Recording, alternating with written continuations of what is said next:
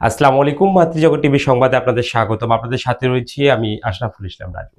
পবিত্র ঈদ উল ফিতর উপলক্ষে নীলফামারীর কিশোরগঞ্জ উপজেলার বড়ভিটা ইউনিয়নে অসহায় ও দুস্থ মানুষদের মাঝে ভিজিএফ কর্মসূচির আওতায় 10 কেজি করে চাল বিতরণ করা হয়েছে।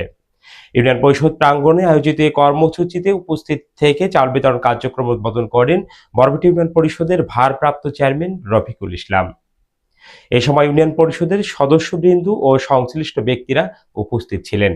ইউনিয়নে মোট 2631 জন সুবিধাভোগীর মাঝে পর্যায়ক্রমে এই চাল বিতরণ করা হয়।